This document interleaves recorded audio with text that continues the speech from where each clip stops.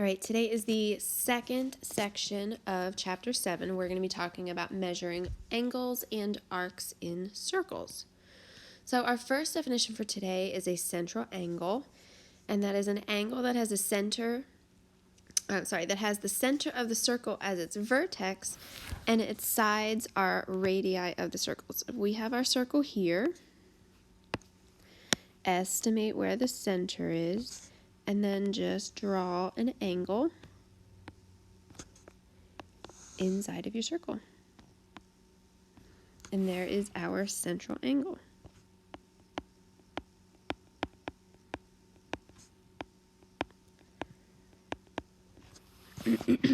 Okay. An arc is a part of the circle that's defined by two endpoints. I'm going to show you what those are here. So we have two types of arc. We have a minor arc, which is less than 180 degrees, and a major arc that is more than 180 degrees. So this arc over here is my minor arc. Okay, because it is less than 180 degrees. The rest of the circle, or the rest of the arc of the circle, would be my major arc, because it is more than 180 degrees. And I feel like I should mention, because we're going to get to it here in a sec. Actually, we'll just wait. I'll get there in a second. So a semicircle, which you guys do know, it is an arc that measures exactly 180 degrees. So it's half of a circle. And with that being half the circle, that takes us to our next thing, that a whole circle is 360 degrees. So that's our key concept. It says the sum of the measures of central angles of a circle with no interior points, meaning my central angles are not going to overlap, is always 360 degrees.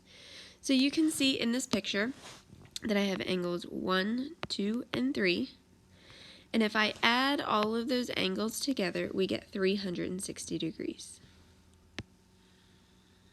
So let's take a look at example 1. It says RV is a diameter of circle T. Find the measure of angle RTS. So RV is a diameter. So what that tells me, it's splitting the circle in half. So this whole half is 180 degrees.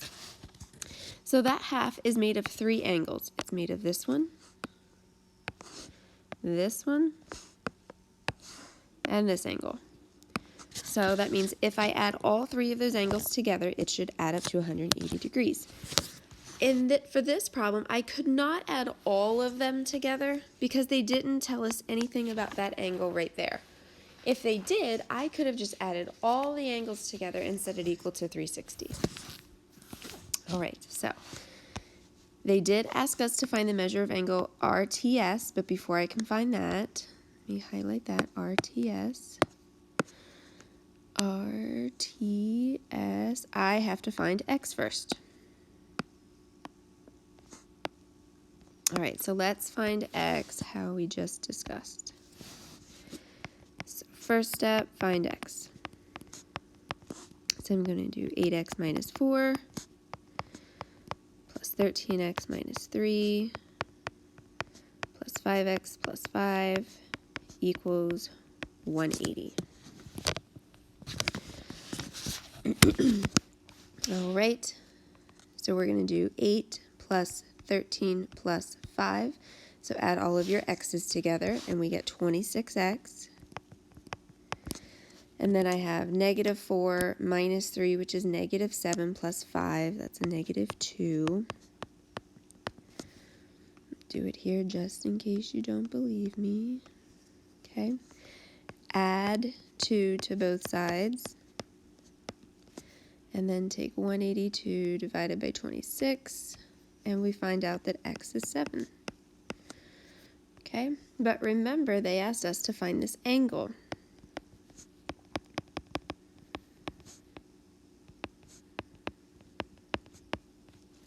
So RTS, I'm going to do 8 times 7 minus 4.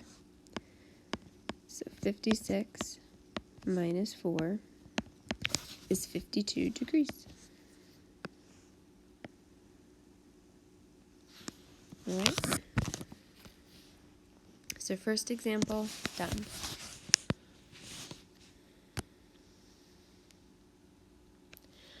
All right, so we already talked about the minor arc, the major arc, and the semicircles. I am not going to read this to you guys, but I do expect you to pause the video and read over all of those things. It talks about how they're named, how we write them. So I will 100% know if you guys don't pause the video and read over this, because you're not going to know how we name things and what certain symbols are.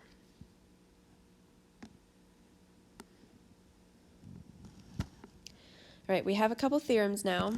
The first theorem says, in the same or in congruent circles, two arcs are congruent if and only if their corresponding central angles are congruent. If their angles have the same measure, then it's the same arc. Okay. Second one says arc addition postulate. The measure of an arc formed by two adjacent arcs is the sum of their measures of the arcs. So I'll highlight this. So in circle S, the measure of arc PQ, which is that one,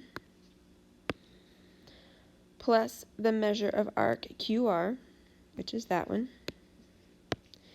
equals the measure of the whole thing, PQR. Sort of like our segment addition postulate we learned way back the first week of school.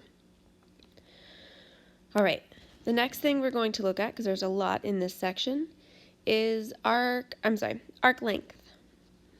And to find arc length, we set up a proportion. You guys were really good at proportions. You liked them. So how we set up the proportion is we take the degree measure of the arc, which is A, over the entire circle, which is 360 degrees, equals arc length over the circumference. Because the measure of the arc is in degrees. So it's like, okay, what portion of the entire circle is that arc? Okay? And then for the arc length, it's like, okay, what portion of the entire circumference? Because remember, if we're just looking at the outside, that's the circumference. So it's like, what portion is the arc length of the entire thing? And then we would just cross multiply and solve. All right, so let's take a look at example 2. It says, in this circle, the measure of angle NPM. N to P to M is 46. PL bisects angle KPM. So what that means, remember, it splits it in half. So those two angles there are the exact same measure. And it says OP and KN are perpendicular, so that's why we have that 90-degree symbol right here. We have to find the measure of arc OK. So we have to find that. Okay, so, excuse me. Let's think for a second. All right, so if we're looking at this circle, I'm going to take 180. Let me get a different color here to highlight. I can find this angle right here. If I take 180 minus 90 minus 46. So that's what we're going to start to do. So I'm going to take 180 minus 90 minus 46, so pretty much 90 minus 46, and we're going to get 44. Okay. So this right here is 44 degrees. All right, and now let me highlight a different line. Now I have this line that goes through, it's a diameter because it goes through the center. Now I can find that angle by doing the same thing. 180 minus 90 minus 44. Guess what we're going to get? We're going to get 46. And if you were thinking about something we've done before, these two angles here are vertical angles, so we would know they're the same, so that's where we get 46. And now to find the measure of arc OK, I'm going to take 46 plus 44, And we get that the measure of arc OK is 90 degrees.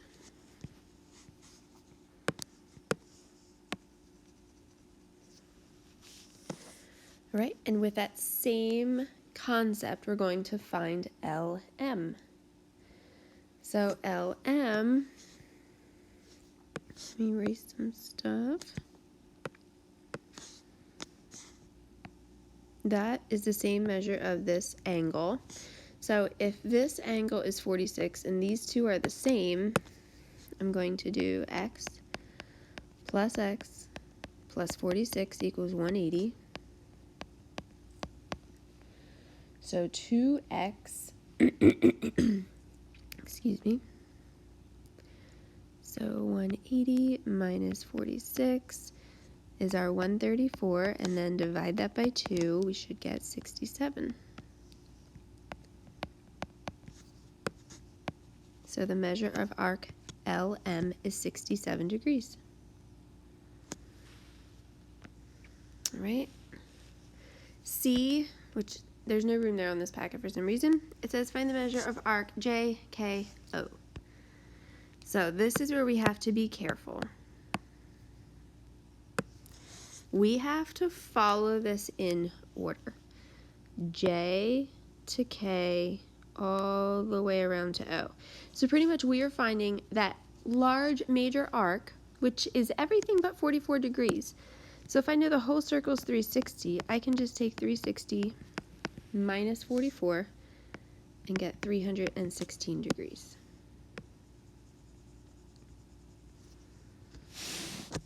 Okay.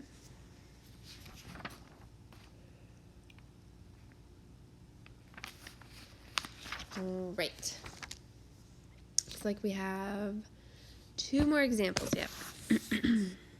Example 3. Says this graph shows the percent of each type of bicycle sold in the United States in 2001. Find the measurement of the central angle representing each category. List them from least to greatest. All right, so we want to see, they gave us the percent, but we want to find the actual angle in degrees. So this is much easier than you might think. We just have to take the percent and multiply it times 360, since there are 360 degrees in a circle. So if they want it from least to greatest, I'm going to start with the smallest one. So other is in green.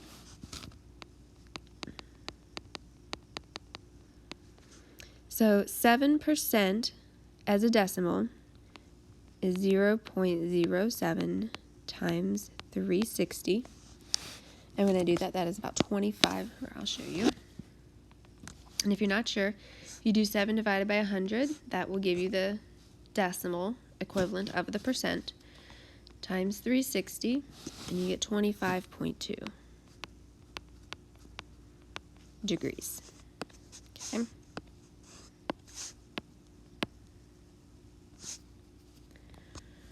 All right, hybrid looks to be the next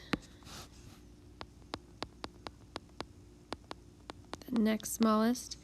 So 0.09 times 360, and that should give you 32.4 degrees.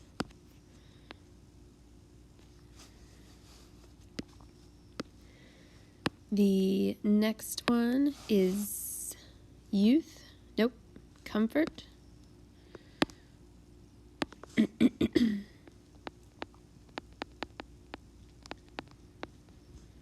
So that's 21, so that's 0.21 of 360, which should give you 75.6 degrees.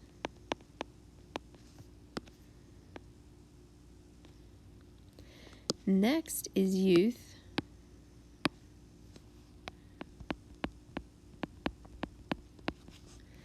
And that is 26%, so 0.26 of 360. Which is 93.6 degrees.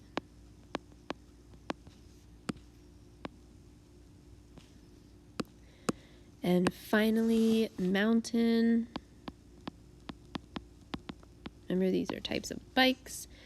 37% of 360, which should give you 133.2 degrees.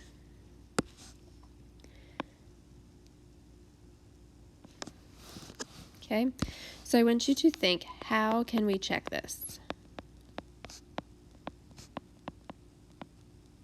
Whoops.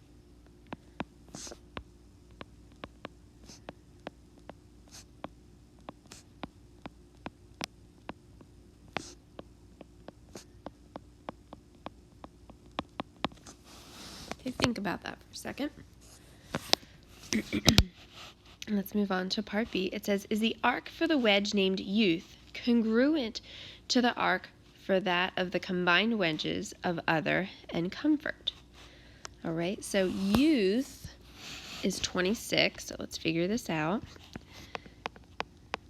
So youth is 93.6 degrees, okay?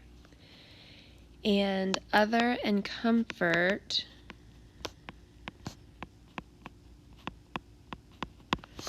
or we could say this was 26%.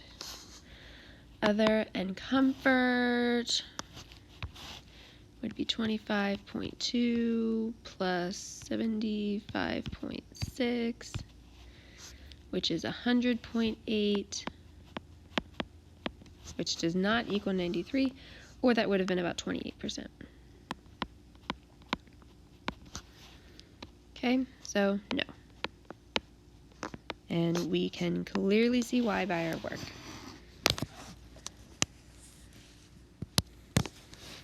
All right, one more example, and it says in circle B, A to C is 9, so the diameter is 9, and so here's where you're going to need to know something. This should be the measure of angle ABD equals 40. Find the length of AD. Okay, so this is using our arc length. So the measure of angle A to B to D is 40 degrees. Okay, so we are going to do arc over 360 equals the length over circumference. So we know since the central angle is 40 degrees, that it is 40 degrees out of 360 degrees. We don't know the length, but we can find the circumference because circumference is pi d. So I'm going to put 9 pi there. And now all I have to do is cross multiply. So I get 360x equals 9 times 40 is 360 pi.